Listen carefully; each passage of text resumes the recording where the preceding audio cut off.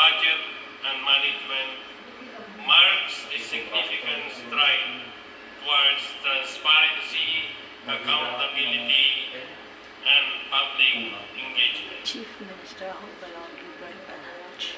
This launching ceremony today is a testament to the government of the Philippines' commitment towards its vision of Bagong Pilipinas and complements the Bangsamoro government's goal of an empowered, cohesive, and progressive Bangsamoro through the realization of our first development goal of a stable, just, and accountable government.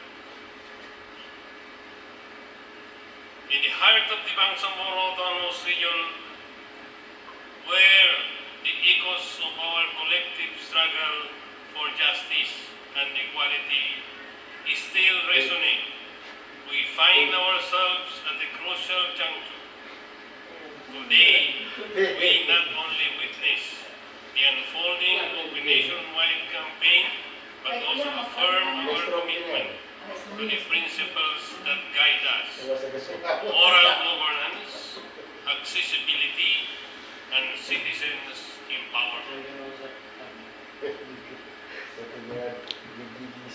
One of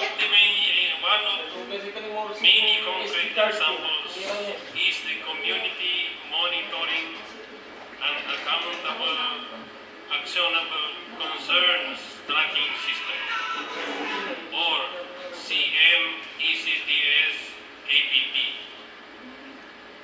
This was launched last year, which has become a vital channel, receiving 150 feedback forms to date. It affirms the government's commitment to ensuring direct access for the people. It is also important to note that the representation through the Bangsamoro Economic and Development Council (BEDC) is emblematic of our commitment to peace and development in the region through partnerships with the STEM civil society organization present today. As we launch the national government's OGPNAS, let us all renew our commitment to promoting transparency and accountability to empower the Bangsamoro people by signing this commitment to all the pledge to make the Bangsamoro government more open, inclusive, participatory, and accountable to its citizens. May the open government principles be embedded in every barangay, every municipality, every city, with all provinces in the region and at large, the Bangsamoro government. Through the Bangsamoro government, autonomous region in Muslim regional government is a new political entity that is the byproduct of a decades-long aspirations and struggle to correct historical injustices and fight systematic oppression, the principles that have brought us here today remain a beacon of resilience and aspiration, inspiring us all to be the architects of a future where open governance is a cornerstone of progress.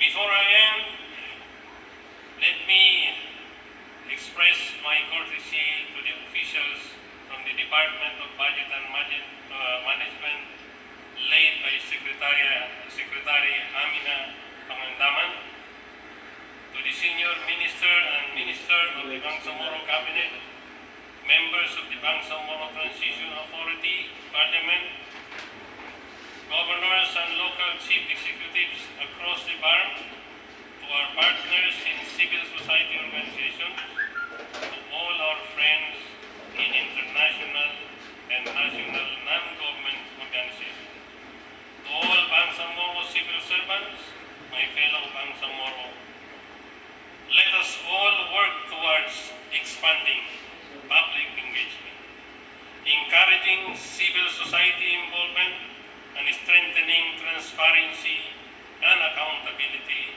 Reforms in the Bangsamoro, the future of open and good governance in the Philippines is in the Bangsamoro, and that future was set into motion 5 years ago.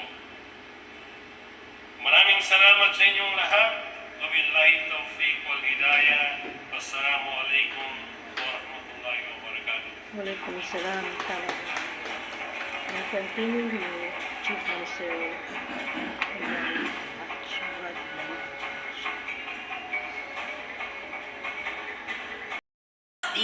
contributing to the organization's management. Furthermore, he actively represents CSO as a member of the Bangsamoro Regional Development Council. In part, please help me welcome Mr. Zalave M. Dinas, representing the civil society organizations. A round of applause, please. around the clock. Si anak ko sa dana, invite, dadaan ako. Saan? Kung napagkilala, iba pagkilala. Ay, of Queen. My courtesies to all the members of the Bangsamoro Transitional Authorities, Chief Minister, our very own Amir Ahmad Balawag Ibrahim, sir, to our esteemed guests from the Supreme Court of the Philippines, Associate Justice Japar Di Maampaw, who was in a virtual presence today, sir, the Department of Budget and Management Secretary, Amenah Pangandamen, ma'am, to all our honorable local executives who are present today, and to all our ministries, 9 agencies, and of course to our fellow civil society organizations representatives, including private sectors, NGOs, and international development partner, to all of us, Assalamu alaikum warahmatullahi wabarakatuh, and good afternoon. On behalf of the CSO and private sector who have been actively involved in delivering programs, services, in collaboration with the different ministries and offices in the Bangsamoro Autonomous Region, some, if not all of us, are accredited and members in the local special bodies in our respective LGUs, provinces, and cities. It is indeed an honor and a humbling experience to stand before you in this very significant program spearheaded by the Open Government Partnership, and thank you very much for the invitation. Your amazing endeavor in promoting and advancing transparency, accountability, and participation in the government over the past decades is truly remarkable. In this opportunity, I would like to also cite and bring back the memory of our late Simeon Eda Tumanong, who had signed the UN Convention and subsequently whose the OG program in the country when he was in the Secretary of Justice. In this region, we have at least 32 CSO all over the provinces of the BARM who have been officially accredited by the Bangsamoro Planning and Development Authorities, BPDA.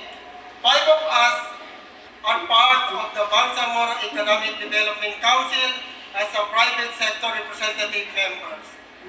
We could proudly say that the co-creation between the Bangsamoro line agencies and the CSOs have been started and well acknowledged in various fields and capacity since the BTA assumes office. And not only that, as the BTA progresses, the positive interaction of the Bangsamoro Parliament and the CSO in the formulation of urgent bills and policies that are responsive to the aspiration of Bangsamoro is continued. public consultations, fora, and information sessions with the lawmaking bodies involving CSO. Kasama na din, naging bahagi natin ang Westminster Foundation for Democracy ay nangyayari all over the provinces in our region. Bukod pa dito, iilan sa mga CSO kasama na ang MOSEC in collaboration with the Bangsamoro Women Council ay highly involved sa pag-craft ng guidance on and mechanism for women sectoral representative to ensure the participation of women sector in the Bangsamoro Parliament, which is an important process come 2025 barn election. We also in the front line in providing the right information and lobbying on the women's rights, particularly on the person with disability in their basic human rights as part of social and gender inclusion from the standpoint of programming. The Regional Magna Carta on Persons with Disability is among the priority bills that the MOSEC as a CSO partner supported by the Asia Foundation in collaboration with the MSSD will hopefully become a relevant law in the region. These are the basic example of many direct projects that the CSO and NGO have been implemented in collaboration with the government agencies to ensure that the enabling law, to ensure that the law will in place of better access to services and addressing the needs of our vulnerable communities. In other words, the principle and the spirit of the OGPNAS are in a way are already embraced by the Bangsamoro Regional Government in the pursuit of moral governance, in which no less than our Chief Minister is the kind champion.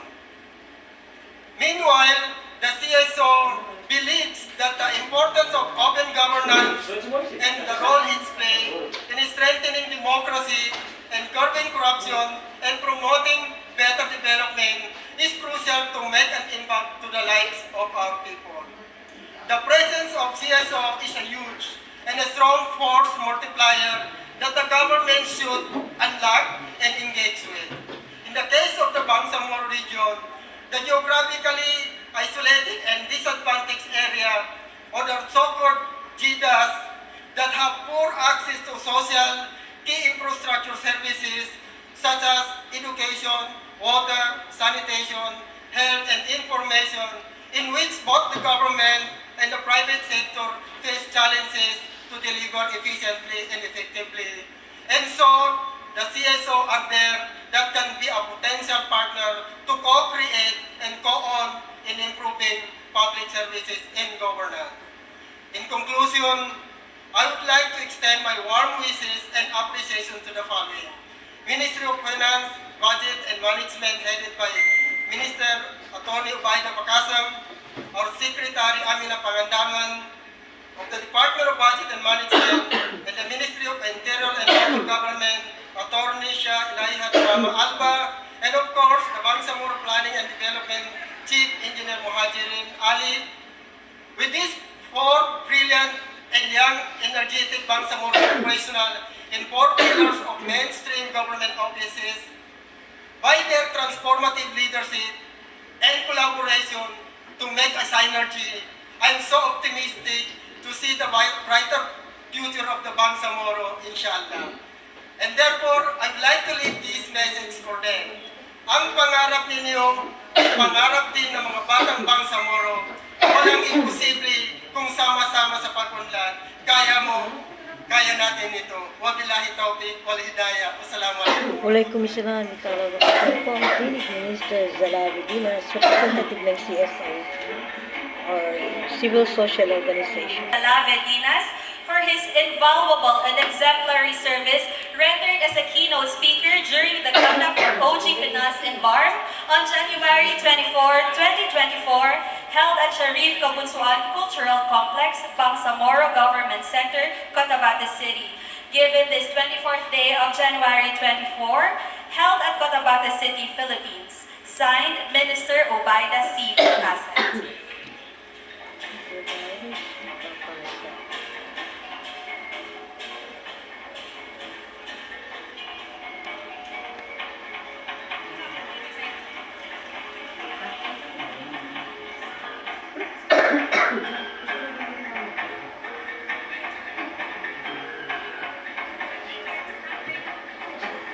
Undersecretary Margot Marie V. Salcedo of the Department of Budget and Management to properly introduce our next keynote speaker. Let's give her a big round of applause, please.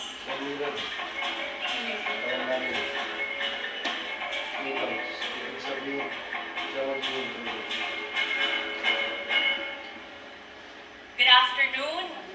I have the distinct honor and privilege of introducing our keynote speaker from the side of the national government.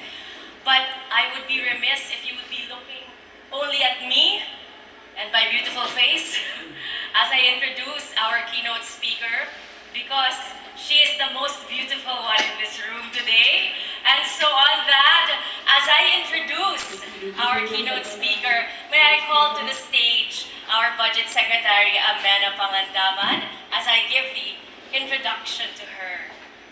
Ma'am, if we may invite you to the stage, please, so that people will know who I am talking about.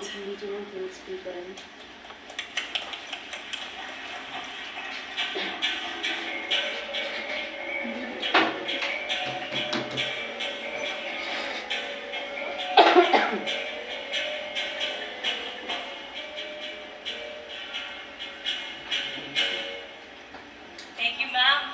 Yes, ayan po. You know, I think she is a Muslim princess. So, napakaganda po ng trono na nalagay ngayon ni Asag Rolet ng mga organizers for this. Okay, we have the distinct privilege of seeing the leadership of Secretary Pangandamen up close, and we are very, very proud of her. And the first thing that we notice is that she is a true example of her advocacies.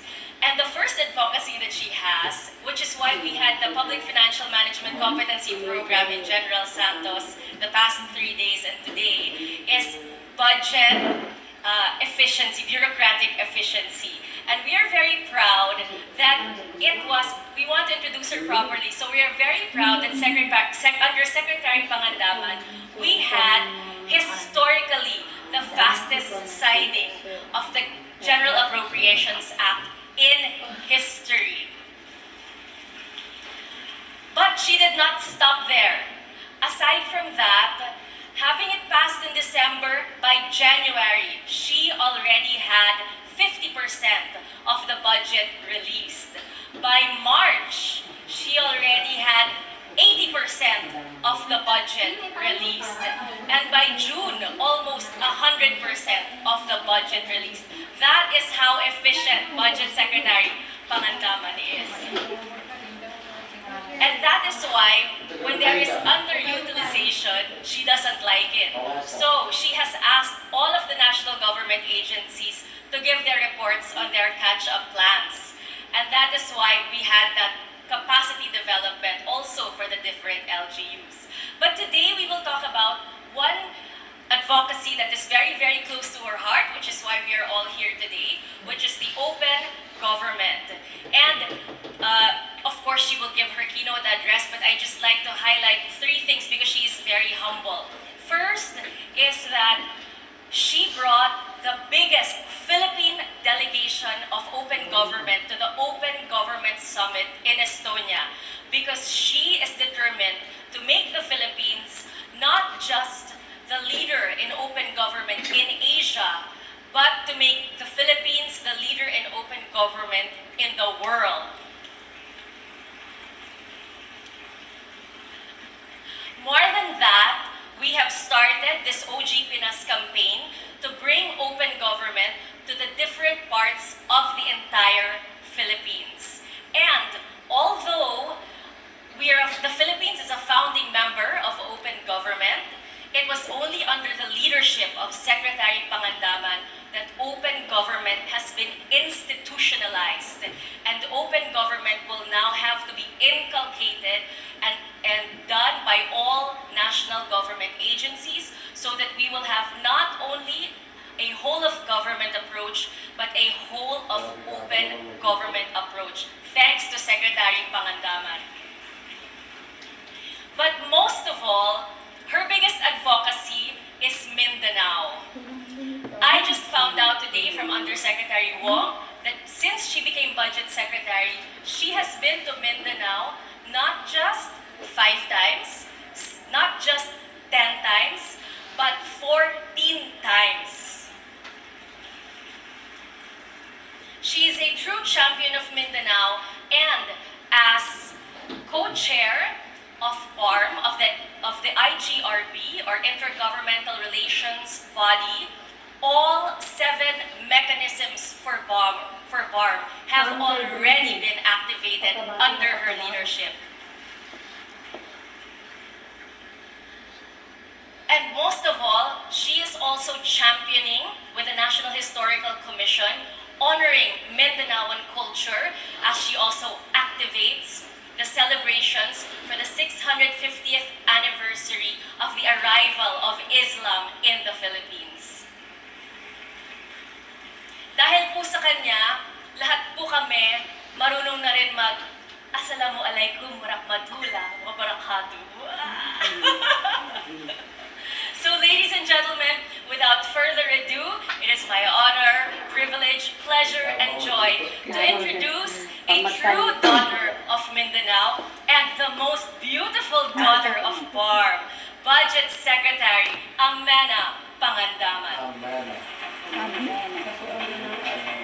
Amenah kasi letter E. Hindi Amenah. Representative. Wala na siya. Thank you, Yusek Marco. Have a seat po. So, thank you. Nasabi na po niya lahat.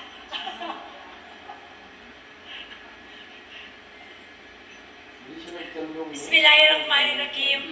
Isang maganda at pinagpalang araw po sa ating lahat. Hindi po lingid sa kaalaman ng mga nandirito na ako po ay isang taas-noong tuwong taga Mindanao.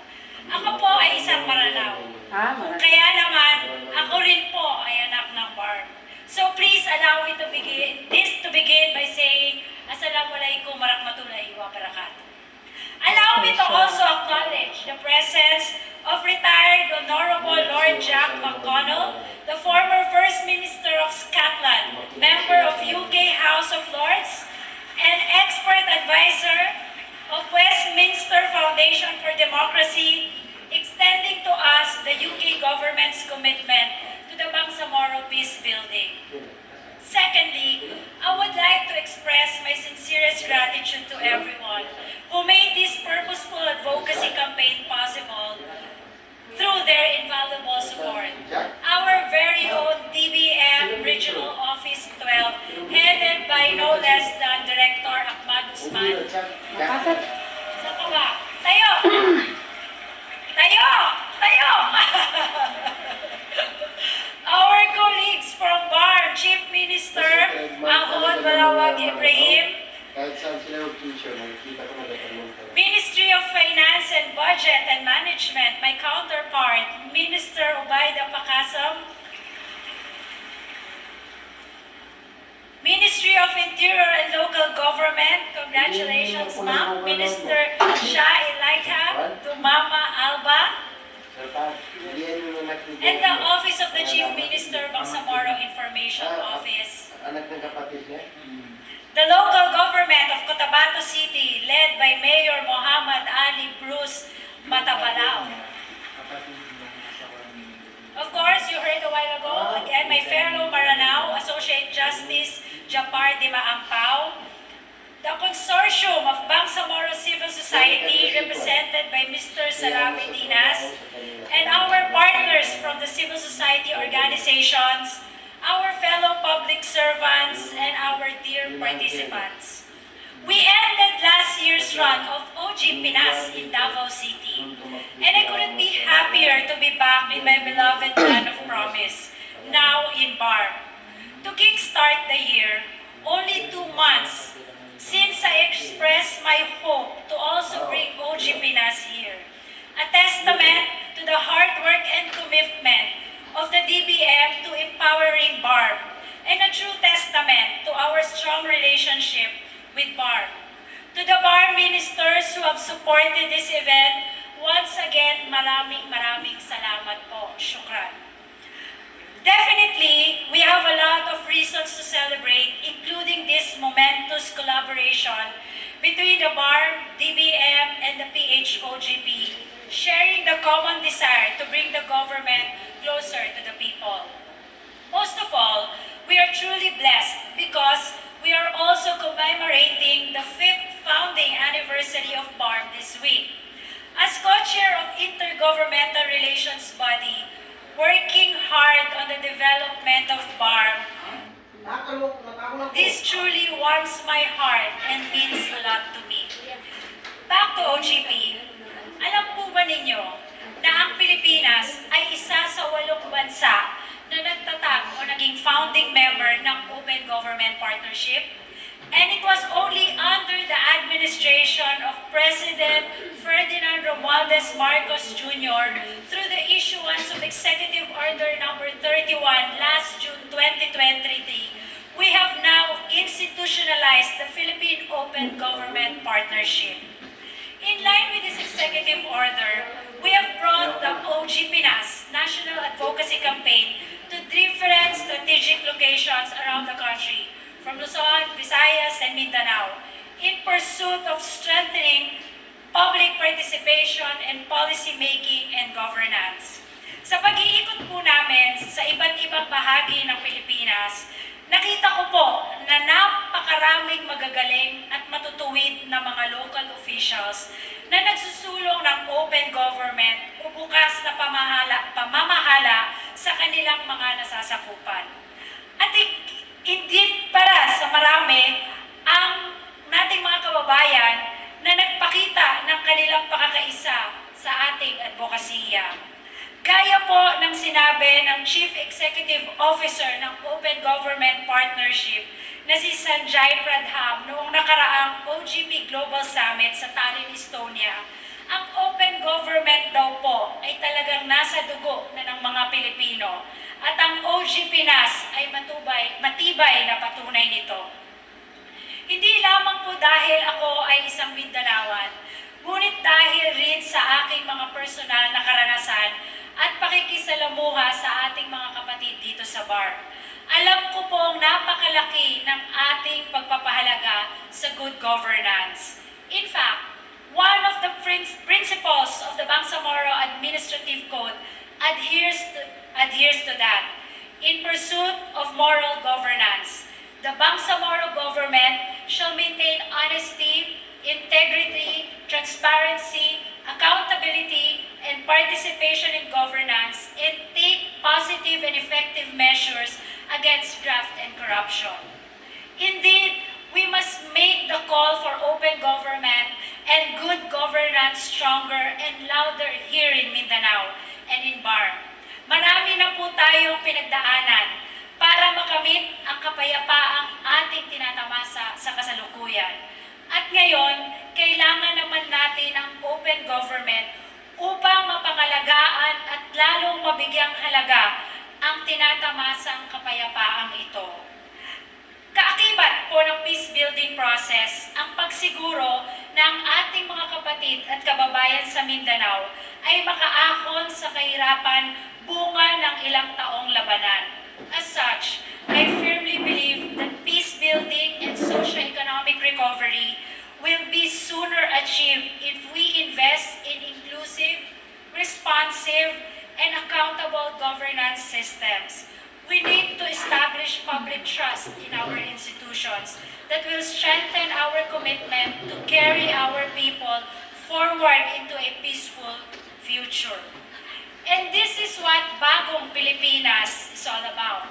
The new tagline of the administration, shaping a government that is truly responsive to the needs of the people, one that is visionary and accountable to its constituents, and one that fulfills its promise of prosperity for everyone, including the future generations. At this point, I would also like to take this opportunity to congratulate BARM and its government of day for having its fiscal year 2024 budget approved last December 21. Just one day after President Ferdinand Romualdez Marcos Jr. signed the fiscal year 2024 General Appropriations Act. Bilang Budget Secretary, ako po ay lubos naniniwala na ang budget ang pinakadaan upang maiparating natin sa ating makababayan na tayo ay tapat sa ating pangako, na tayo ay tutugon sa kanilang pangangailangan. Actually, PHOGP is not new to Mindanao. Since the province of South Cotabato joined the OGP local program in 2018 and has since crafted complementing local laws and resolutions that strengthen participatory governance. In fact, Governor Reynaldo Tamayo Jr. was with us during the OGP Global Summit. I hope that South Cotabato will inspire all provinces in Mindanao and even BARM to embrace open governance as they have. We also recognize the significant contribution of our civil society organizations, people's organizations, and movements at the grassroots level in pushing for peace in Mindanao. So I want to emphasize that this open government movement, OGPNAS, is for you, so that we can dialogue and work together towards transforming Mindanao from a land of promise to a land of promises fulfilled. To my fellow Mindanaoans, please maximize this opportunity. Ako po ay lubos na umaasa na ito po ang magiging simula ng pagyakap ng BARM sa PHOGP. I have always said that it is my dream to see a BARM that is thriving and a Mindanao that shines as a land of promise. And I am confident that this dream will turn into reality through open government and good governance. Hence, I call on each of you to join us in achieving our vision of an open government. And let us empower others through this platform to make the changes we all desire for lasting peace and prosperity in Mindanao, tungo sa bagong Pilipinas, kung saan walang Pilipino ang maiiwan at kung saan ang gobyerno at mamamayan ay nagtutulungan at nagkakaunawaan. Muli, happy 5th BARM Founding Anniversary! Mabuhay po tayong lahat! Mabuhay ang BARM at ang OGPNAS! Maraming salamat po! Wabillahi taufiq walhidayah. Assalamualaikum warahmatullahi wabarakatuh. Cotabato City Barn Page. Maraming salamat. Very Amenah F. Pangandamen. Held at Sharif Kabunsuan Cultural Complex, Bangsamoro Government Center, Cotabato City, given this 24th day of January 2024 at Cotabato City, Philippines. Signed by Minister Attorney Ubaida C. Pacasem. May we request Chief Minister Ibrahim and Minister Attorney Dumama Alba and Minister Attorney Pacasem to award this certificate.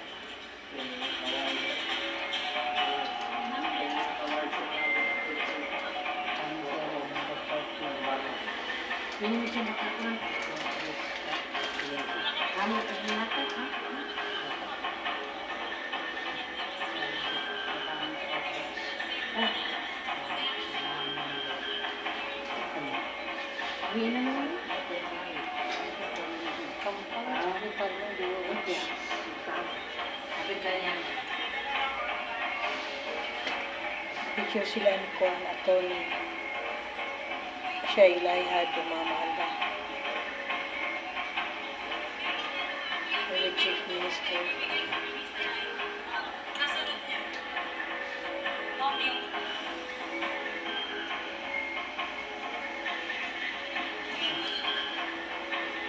Nakakuha ko ng picture. Dito din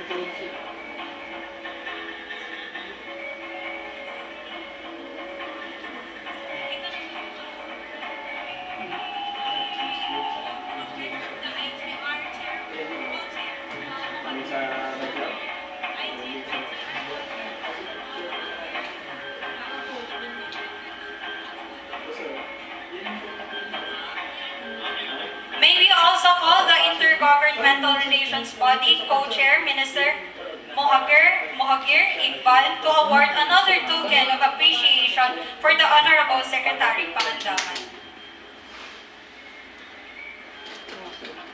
Mr. Education.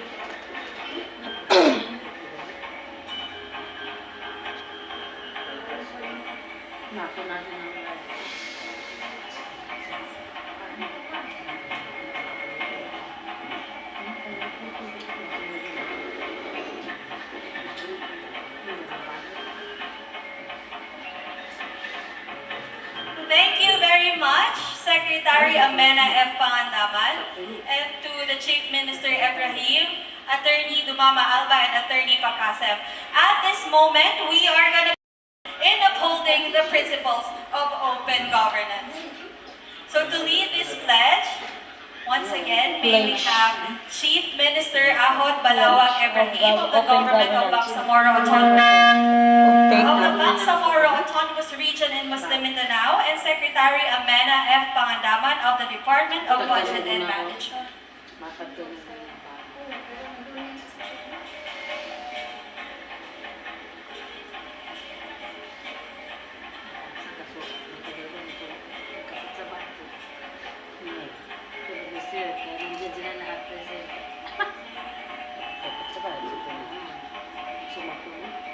Picture.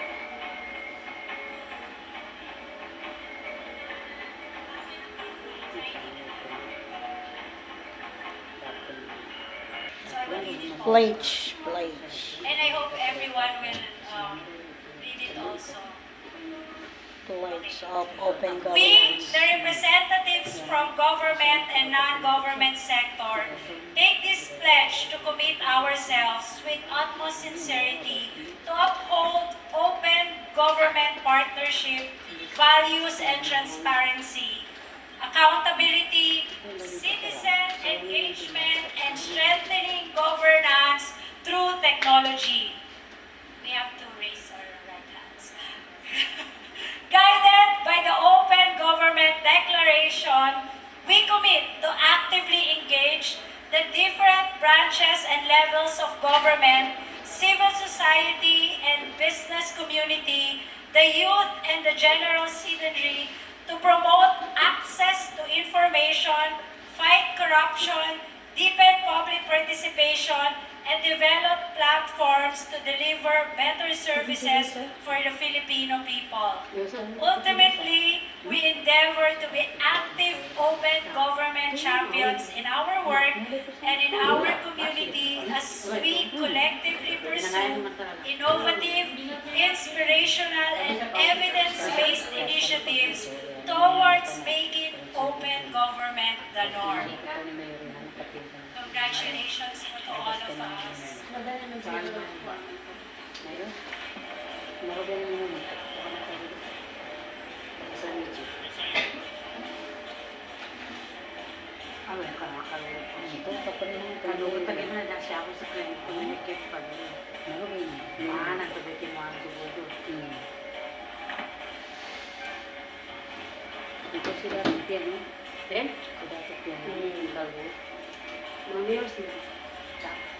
Open governance. Open government and non-governmental organization. NGOs.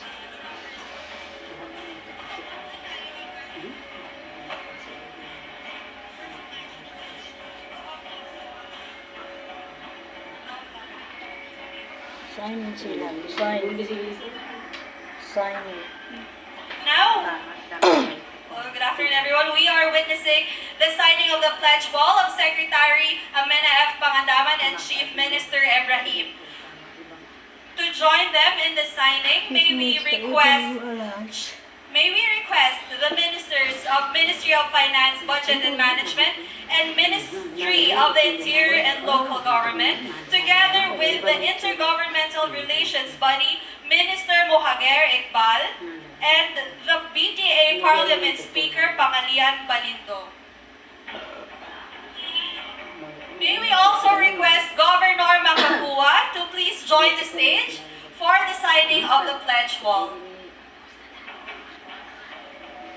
Also, may we have on stage Honorable Mayor Bruce Matabala of the City Government of Cotabato.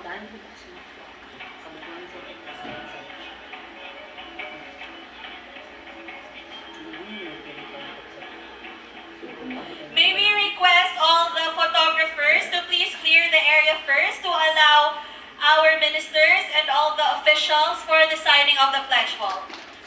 Once again, requesting all the photographers to clear the area first to allow our officials for the signing of the pledge wall. Pledge wall. Signature.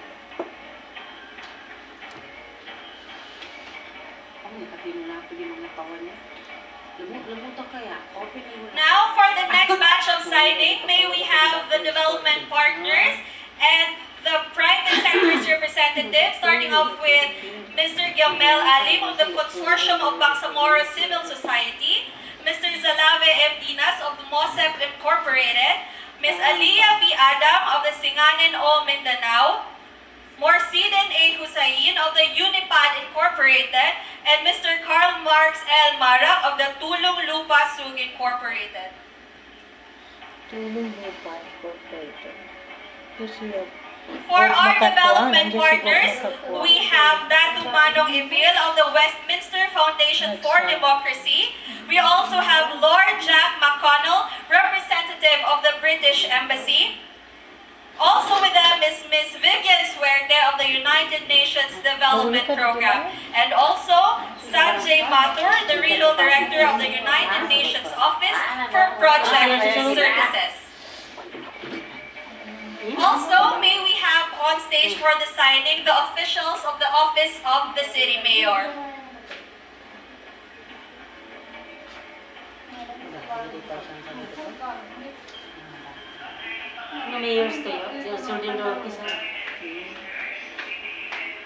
May we call on also Minister Tago of MOTC to please be on stage for the signing of the pledge wall. Again, Mr.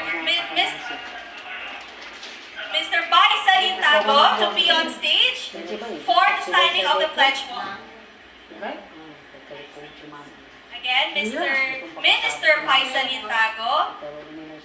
Good afternoon po. Please be on the stage for the signing of the pledge wall.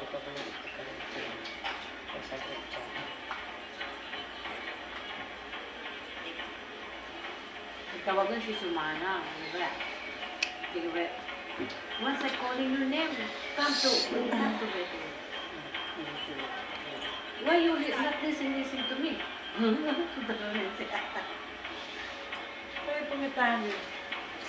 May we also call on Deputy Chief Minister, again our Deputy Chief Minister, for the signing of the pledge wall. Why you not listen?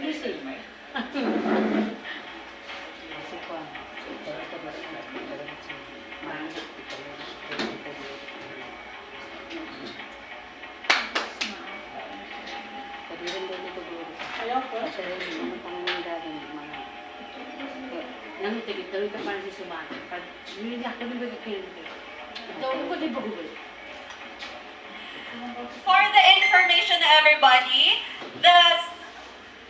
for the rest of our group po, you can sign the pledge wall later after our program. Nagkasasakan dapat sa naman sa amin ko picture.